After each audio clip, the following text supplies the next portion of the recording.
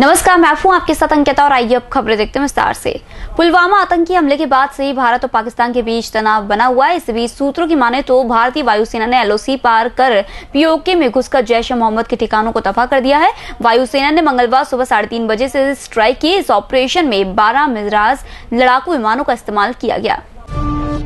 PoK के आतंकी कैंपों पर भारतीय वायुसेना की बड़ी कार्रवाई के बाद प्रधानमंत्री की अध्यक्षता में सीसीएस की बैठक हुई। इस बैठक में पीएम के अलावा गृह मंत्री राजनाथ सिंह, रक्षा मंत्री निर्मला सीतारमण, वित्त मंत्री अरुण जेटली, एनएसए अजीत डोभाल समेत उच्च अधिकारियों ने हिस्सा लिया। बताया जा रहा है कि बैठक में एयरफोर्स के ऑपरेशन और आगे की रणनीति को लेकर चर्चा हुई।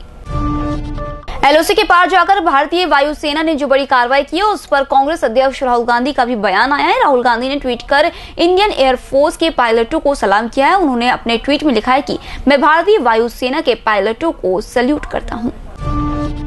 वहीं खबर यह भी आ रही है कि जैश के कई प्रमुख सरगना भारत के ऐसे हमले का पहले से अंदाजा लगा चुके थे और उन्होंने अपने ठिकाने बदल लिए हैं। खुफिया सूत्रों के अनुसार इस हमले की आशंका जैश के आकाओं को पहले से ही थी, इसलिए उसके कई प्रमुख आतंकी आका सुरक्षित ठिकानों पर चले गए थे। जैश ए मोहम्मद के मुखिया मौलाना मसूद अजहर का भाई भी शायद पंजाब के अपने ठिकाने से कहीं और चला गया है।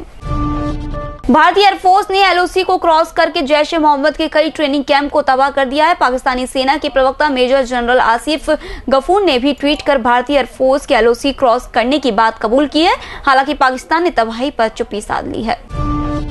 भारत की ओर से नियंत्रण रेखा के पार जाकर आतंकी कैंपों पर की गई कार्रवाई के बाद भारतीय वायुसेना पूरी तरह अलर्ट मोड में आ गई है। इंडियन एयरफोर्स की अंतर्राष्ट्रीय सीमा एलओसी से जुड़े रक्षा तंत्र को भी पूरी तरह अलर्ट पर रखा गया है, ताकि पाकिस्तान अगर किसी तरह की प्रतिक्रिया देने की कोशिश करता है तो उसे एक करारा जवाब दिया जा सके।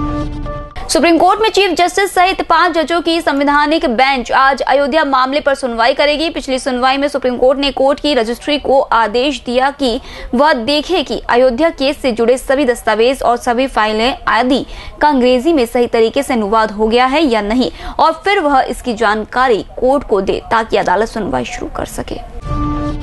पूर्वोत्तर में लोकसभा चुनाव अभियान का आगाज करने के लिए कांग्रेस अध्यक्ष राहुल गांधी मंगलवार को असम दौरे पर पहुंच रहे हैं। इस दौरान राहुल गांधी असम के गुवाहाटी में एक रैली को संबोधित करेंगे। माना जा रहा है कि राहुल अपनी जनसभा में असम से जहरीली शराब से हुई मौतों को लेकर सोनोवाल सरकार को घेर सकते हैं।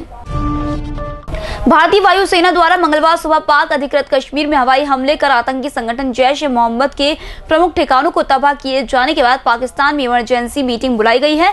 पाकिस्तान के विदेश मंत्री शाह महमूद कुरैशी ने भारतीय सैन्य विमान द्वारा की गई हवाई कार्रवाई के बाद विदेश कार्यालय में एक आपातकालीन परामर्श बैठक बुलाई।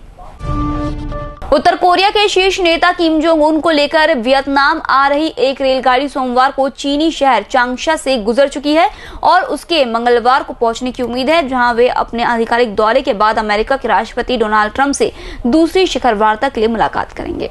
फिलहाल इस बुलेटिन में इतना ही। आप बने रहिए EMS टीवी के साथ। नमस्कार।